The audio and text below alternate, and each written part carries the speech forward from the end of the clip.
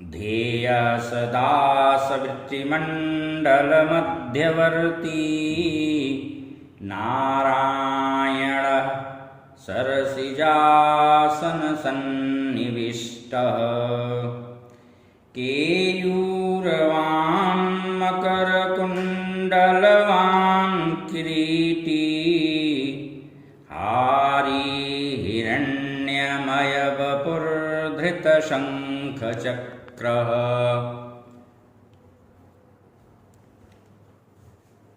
आज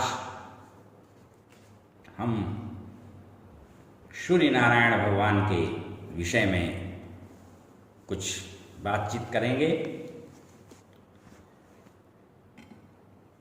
रोग रिपु के शमन के लिए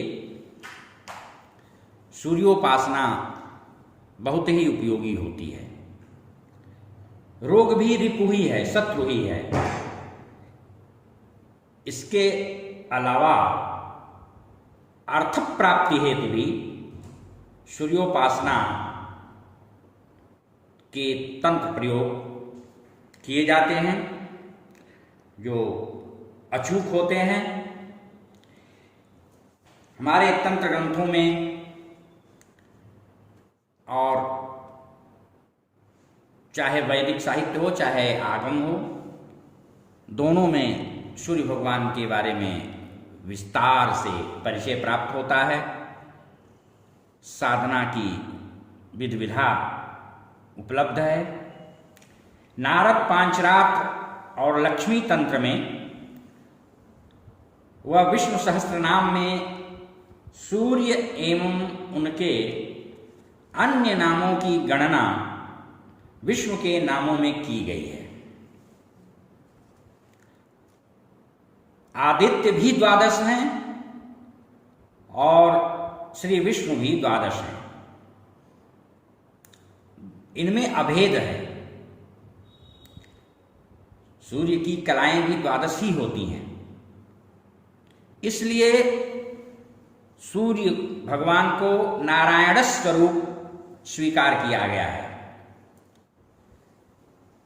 इस वंदना के इस प्रस्तुत श्लोक में नारायण के रूप में उनका ध्यान किया गया है।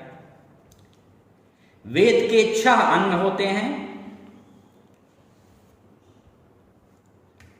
षडंगो वेदोध्येयो गेयस्य, निष्कारण बिना किसी कारण के ब्राह्मणों को वेद के 6 अंगों का अध्ययन स्वाध्याय करना चाहिए, ऐसा कहा गया है।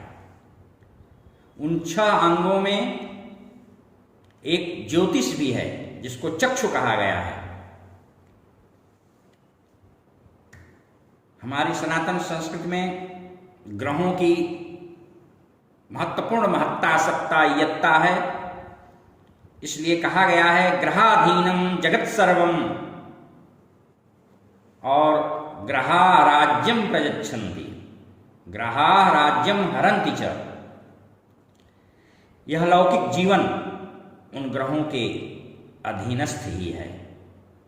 इसलिए उनके विपरीत होने पर उनके पूजन का विधान है। उनकी संतुष्टि के लिए वस्तुतः सनातन संस्कृति में 9 ग्रह उपास्य हैं। बृहद ब्रह्म संहिता और पारमेश्वर संहिता में 9 ग्रहों के पूजन का विस्तृत वर्णन प्राप्त होता है। याज्ञवल्क्य संहिता में तो सूर्य को हृदयाकाश का प्रकाशक ही कहा गया है। ग्रह वास्तविकता यह है कि ग्रह किसी के भी सुख दुख के कारण नहीं होते, उनके संकेतक मात्र होते हैं। सुख या दुख जो जातक को व्यक्ति को हमें प्राप्त होता है वह हमारे कर्मों का ही, सत्कर्म दुष्कर्मों का ही प्रतिफल परिणाम होता है। ग्रहों में सूर्य ज्योतिष्मान है और अन्य जो ग्रह हैं उन ग्रहों की ज्योति भी सूर्य ही हैं। शास्त्रों में ग्रहायत्ता लोक यात्रा कहा गया है। सूर्य हिरण्यगर्भ रूप वेद पुरुष के चक्षु हैं, नेत्र हैं। सभी नवग्रह काल पुरुष के अंग अवयव हैं और संसार को गतिशीलता प्रदान करके उसका नियमन करते हैं।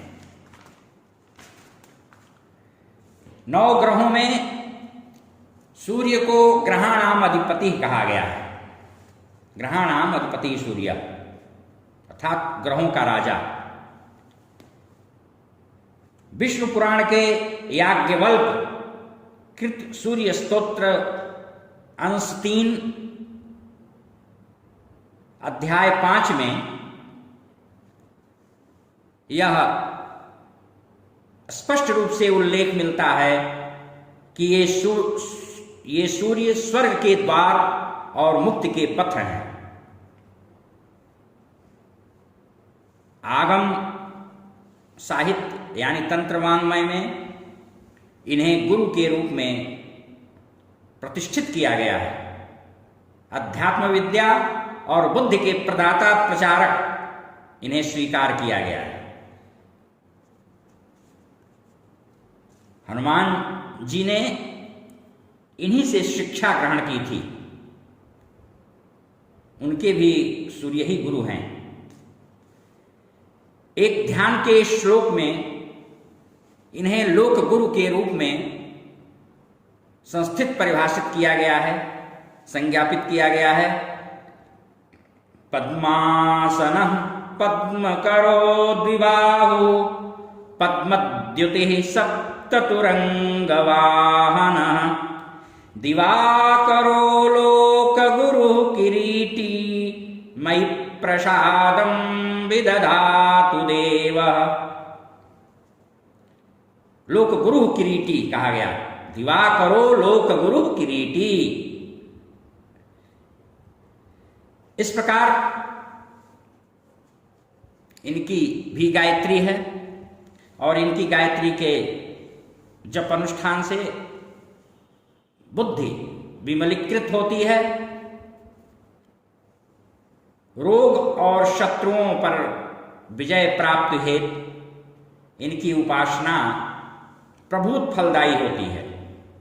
रोग भी शत्रु ही हैं, जैसा कि मैं पहले कह चुका हूं।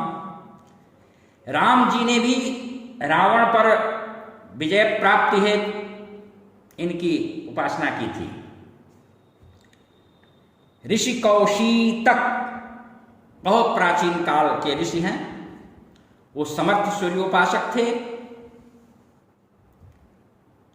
तमाम हमारे आर्ष साहित्य में दीर्घायु की प्राप्ति हेतु इनकी उपासना का विधान है। यजुर्वेद में भी कहा गया है। और नित्य संध्या के समय साधक सूर्योपस्थान काल में इनकी प्रार्थना करते हुए कहते हैं, तच्चक्षुर्देवहितं पुरस्तात् शुक्रमुच्चरत् पश्येम शरदः शतम् जीवेम शरदः शतम् आदि। ब्रह्मयोनि गायत्री का जप पुरस्चरण करते समय सूर्यमंडल में ध्यान करते हुए जप करना बहुत ही श्रेयस्कर होता है। तंत्र ग्रंथों में कुष्ठ निवारण हेतु, धनागम हेतु अनेक प्रयोग बताए गए और सौर संप्रदाय, पौराणिक साहित्य, तंत्र साहित्य इनके प्रयोगों से तो भरा पड़ा है। सूर्य को काल चक्र के प्रणेता के रूप में भी प्रतिष्ठित किया गया है। श्री रघुनाथ जी लंका के रण क्षेत्र में चिंतित हैं, थक करके श्रमश्लथगात हो गए हैं और उनकी इस मना स्थिति को समझकर अगस्त्य ऋषि ने उनके सम्मुख जाकर कहा, हे महाबाहो राम, आदित्य हृदय स्तोत्र का पारायण करो, तभी रावण पर शीघ्र विजयश्री प्राप्ति होगी। मर्यादा पुरुषोत्तम भगवान श्री राम ने उस आदित्य हृदय स्तोत्र का पारायण पाठ किया और फिर रावण पर विजय मिली। इसलिए शत्रु निग्रह हेतु यह स्तोत्र अमोघ है, रामबाण है और वाल्मीकि, श्रीमद् वाल्मीकि रामायण का यह अंश है। इस तरह से पूरे हमारे सनातन साहित्य में और पंचदेवोपासना में सूर्य ससम्मान प्रतिष्ठित अर्चित हैं और रोगों को के निवारणार्थ तो चर्चित हैं ही। यह सारा विश्व ब्रह्म की इच्छा शक्ति का विलास है। शक्ति क्रीड़ा जगत सर्व सो अकामयत एको हम बहुश्याम। यह अनंत ब्रह्मांडों में व्यक्त हुआ है और वह ब्रह्म सर्वत्र परिव्याप्त है और उससे उसकी परिव्याप्तता के फलस्वरूप संसार का, ब्रह्मांड का नियमन करने के लिए अनेक देवी देवता ग्रह इत्यादि का अलग अलग कार्य स्वभाव है। उसमें से सूर्य जो हैं वे लोकलोचन के अधिदेव हैं। ऋग्वेद शुक्ल यजुर्वेद ने उन्हें संसार का सृजनकर्ता कहा है। वे साक्षात ज्योतिर्मय परमात्मा कहे गए हैं। गीता में भगवान ने स्वयं अपने मुखारविंद से कहा है, ज्योतिषाम रविरंशुमान। सूर्य को आरोग्यम भास्करादिच्छेद न तस्याक्षिरोगो भवति इत्यादि बताया गया है। योग शास्त्र में महर्षि पतंजल तो भुवन ज्ञानम सूर्ये संयमा स्पष्ट रूप से कहते हैं, अर्थात भुवन भास्कर सूर्य में संयमन यानी ध्यान, त्राटक, नित्य लगाने से, करने से सारे संसार का स्पष्ट ज्ञान हो जाता है। यदि सूर्य में त्राटक सिद्ध हो गया तो आपके सम्मुख कोई है तो उसके बारे में सारी चीजों की जानकारी आपको हो सकती है। लेकिन इसके लिए बाल सूर्य में त्राटक का निरंतर अनवरत अविच्छिन्न अभ्यास करना अत्यावश्यक होता है। ये सूर्य आत्मा जगतस्तस्थुकश्च कहा गया है। स्थावर जंगम समस्त विश्व की आत्मा है। नेत्र और आत्मा के कारण ही यह सूर्य है। दिव्य तेज समूह ही सूर्य का स्वाभाविक स्वरूप है।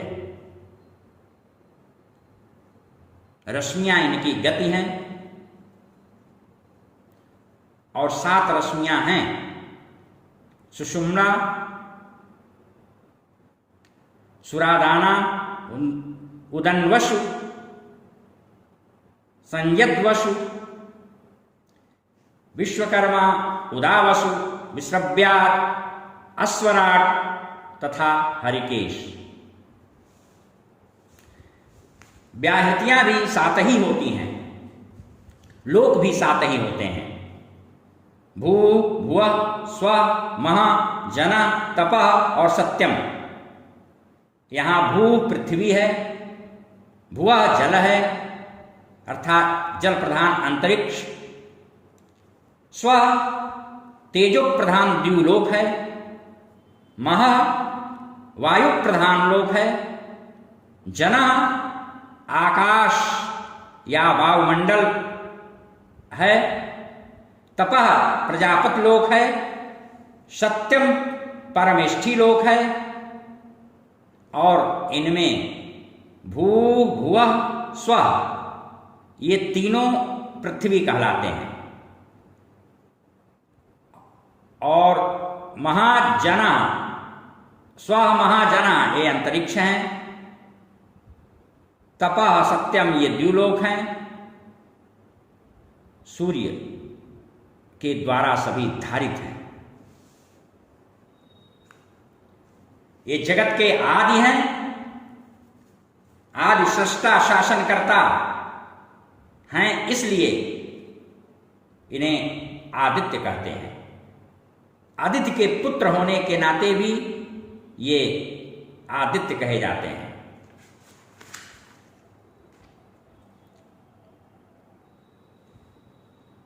आदित्य 6 हैं, मित्र, अर्यमा, भग, वरुण, दक्ष और अंश। और आदित्य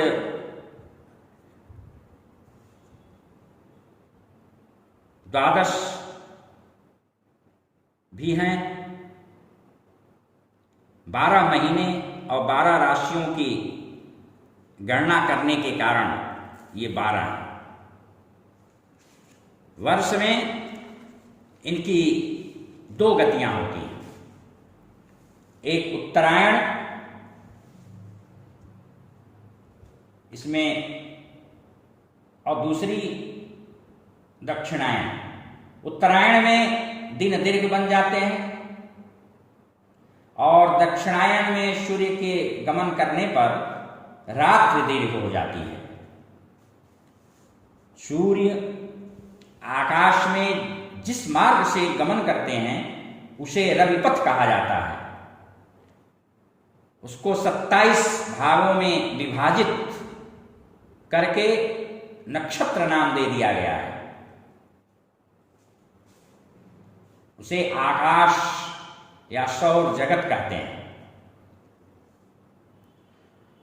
सूर्य से ही सब भूतों यानी सभी प्राणियों में चैतन्य का उन्मेष और निमेष होता है और निरंतर रव यानी नाद करने के कारण इन्हें रवि के नाम से जाना जाता है, कहा जाता है, संबोधित किया जाता है। सूर्य नाद ब्रह्म है तो वेद शब्द ब्रह्म है। इस प्रकार सूर्य की उपासना विधिवत उपासित होने के बाद सूर्य उपासक को अनेक चमत्कृत करने वाले फलों से भर देते हैं। कपिल तंत्र के अनुसार ये पंचभूत के अधिष्ठाता हैं, आकाश के विष्णु हैं, वायु के सूर्य हैं, अग्नि की देवी हैं जो शक्ति उपासना, इसीलिए शक्ति उपासना में हवन की प्रधानता होती है। जल के गणेश हैं और पृथ्वी के शिव अधिपति हैं। वेदों में विभिन्न देवताओं को पृथक पृथक पदार्थों का अधिपति या अधिष्ठाता कहा गया है। अथर्ववेद में अथर्वा ऋषि ने उक्त बातें स्पष्ट की हैं। सूर्य की 12 कलाएं हैं, तपनी, तापनी, धूमा, मरीच, ज्वालनी, रुचि, धूम्रा, भोगदा, विश्वा, बोधिनी, धारणी और क्षमा। कहीं सुधुम्रा के स्थान पर सुषुम्ना भी मिलता है।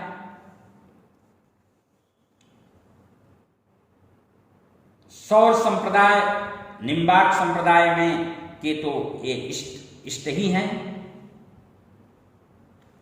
और नारद पांचरात्र में कहा गया है कि प्राणी का प्राणोत्सर्ग होने के बाद जीव सूर्य में लीन होता है, ऐसा भी वर्णन मिलता है। ऋग्वेद में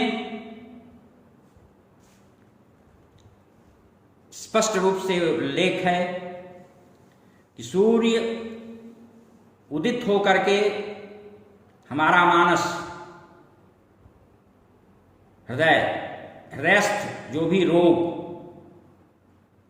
पीतवर्ण रोग जिसको पीलिया पांडु रोग कहते हैं, है उसको विनष्ट करके शरीर को नैरोग्य प्रदान करते हैं। चर्म रोग और कुष्ठ रोग तो नष्ट करते ही करते हैं। इनके मंत्रों का जप, पुरस्चरण और नमस्कार बहुत ही स्वास्थ्य के लिए लाभदायक होता है। बुद्धि को भी सूर्य का अंश बताया गया है, इसलिए गायत्री के साथ उपासित होने पर स्मरण शक्ति और बौद्धिक या मस्तिष्क संबंधी जो रोग है उसको भी ये दूर करने में सद्य फलप्रद हैं। इनकी उपासना से कुल की वृद्धि भी होती है, इसलिए जिनको संतान नहीं होता है उनको माणिक्य पहनने को बताया जाता है। माणिक्य भस्म चाटने को कहा जाता है।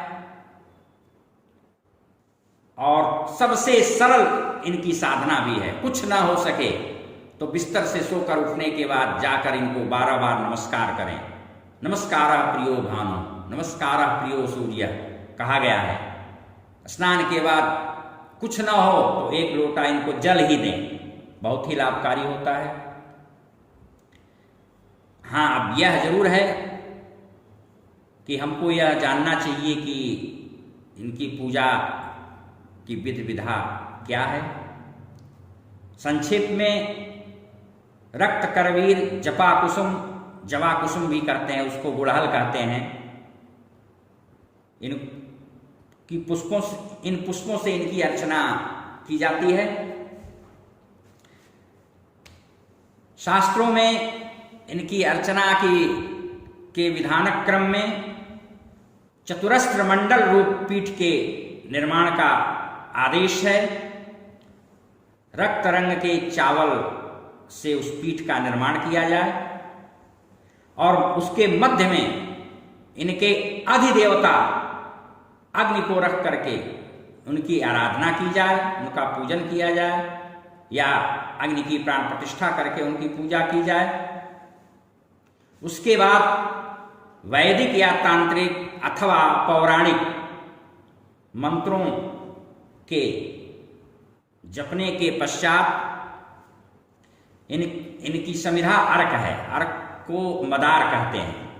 प्रदेश मात्र लकड़ी त्रिमधु में डुबो करके जप का दशांश या वह संभव न हो तो 108 या 27 आहुति कम से कम दी जाए। त्रिमधु कहते हैं शक्कर, शहद और घी तीनों समान अनुपात में, समान मात्रा में हो तो उसको त्रिमधु कहा जाता है। अब वह उस हवन के लिए भी निर्देश है। वैदिक रीत से जो प्राण प्रतिष्ठित संस्कारित सभ्य नामक अग्निकुंड में इनका हवन किया जाना चाहिए। इनके अधिदेवता अग्नि हैं, पहले बताया जा चुका है।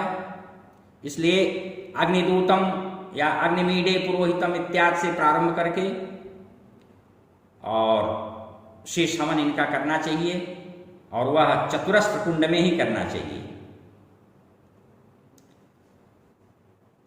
इनके लिए सूर्य किसी के लिए पीड़ाप्रद हों, खराब हों, तो वाचस्पत्यम में गुणोदनम रविर्दद्यात् कहा गया है।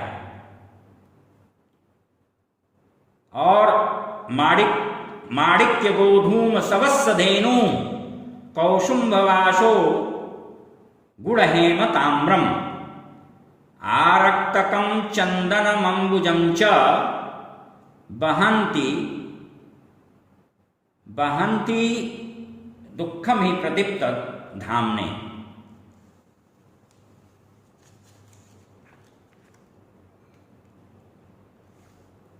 इन वस्तुओं का माणिक, गेहूं, सवत्सा धेनु में भी सूर्याय कपिला धेनु कहा गया है, या रक्त धेनु मादित्याय कहा गया है, का दान किया जाए। तो ऐसा करने से रक्त चंदन इत्यादि, ताम्रपात्र इत्यादि, रक्त वस्त्र, रक्त पुष्प, कमल, ऐसा करने से सूर्य की पीड़ा शांत होती है। और सूर्य ही नहीं अपितु ग्रहाणाम अधिपति होने के कारण 9 ग्रहों की पीड़ा शांत होती है। वैदिक ऋषि प्रार्थना करते हैं, सूर्य चक्षुषा मा पाहि स्वाहा, दृष्टि की शक्ति के अधिष्ठाता हे सूर्यदेव, मेरी आंखों की शक्ति को आप सुरक्षित करें। सूर्य चक्षुर्भूत्वा अक्षिणी प्राविशत्,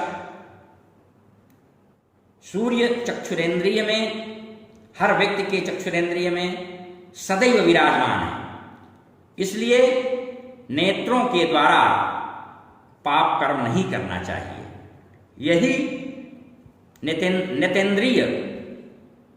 नेत्रेंद्रिय अर्थात आंख का तप है। और भी अनेक प्रयोग हमको स्वास्थ्य के लिए, शत्रु के लिए, धन के लिए प्राप्त होते हैं। शत्रुओं के शमन के लिए प्रतिदिन हम उन्हें प्रणत निवेदित करें 12 बार सोकर उठने के बाद, और एक पौराणिक लौकिक मंत्र का वाचन करें तो शत्रु निग्रह होता है। जपा कुसुम संकाशम काश्यपेयम महाद्युतिम तमोरिम सर्व पापघ्नम प्रणतोष्मि दिवाकरम। इसको पढ़ते हुए 12 बार प्रणाम करना चाहिए। सूर्य सिंह राशि के स्वामी हैं। मेष राशि के 10 अंश पर परमोच्च होते हैं और तुला के 10 अंश पर परम नीच कहे जाते हैं। सिंह राशि में 1 से 20 अंश तक मूल त्रिकोण की इनकी स्थिति रहती है। चंद्रमा, मंगल और बृहस्पति इनके मित्र ग्रह हैं। बुध से इनकी समानता रहती है, इसलिए बुध के साथ या बुध के इर्द गिर्द ही ये रहते हैं। शुक्र, शनि, राहु, केतु से इनका रिपु भाव रहता है। और जब यह जातक के लिए दुखदग्ध हों, परम पीड़ाप्रद हों, तो उसकी शांति है, इनकी प्रसन्नता है। 7000 वैदिक मंत्रों के जप का विधान बताया गया है और उसका दशांश इनकी संविधा से हवन करने का विधान है। लेकिन बृहन नारदीय पुराण में कहा गया है कि कलौ चतुर्गुणम प्रोक्तम, इस कलयुग में किसी भी कार्य की संसिद्धि हेतु किसी भी अनुष्ठान में जप जो शास्त्रों में निर्दिष्ट है उसका चौगुना करना चाहिए। और जब चौगुना करेंगे तो उसी हिसाब से उसका दशांश हवन, उसका दशांश तर्पण, उसका दशांश मार्जन इत्यादि, ब्राह्मण भोज इत्यादि करना पड़ेगा। तो उस विधि विधान, इस निर्देश को, पुराण प्रोक्त इस निर्देश का परिपालन अगर हम करते हैं तो 28,000 वैदिक मंत्रों के जप का विधान है, हमको करना पड़ेगा। और यह सब बहुत अनुभूत प्रयोग है, जीवन में हमने इनको किया है, खुद स्वयं किया है, स्वयं उपासना की है, स्वयं अपने हित वर्धन हेतु किया है और करता रहता हूँ। इसलिए इस बात को मैं कह सकता हूँ कि इनके मेरे द्वारा कथित प्रयोग प्रामाणिक हैं और प्रचुर प्रभावी हैं। धन्यवाद। आज इतना ही। फिर अगले दिन सूर्य भगवान के विषय में और कुछ विस्तृत, गंभीर, बहुपयोगी, लोकहितकारी, लोकोपयोगी, जनोपयोगी बातें की जाएंगी। बहुत बहुत धन्यवाद।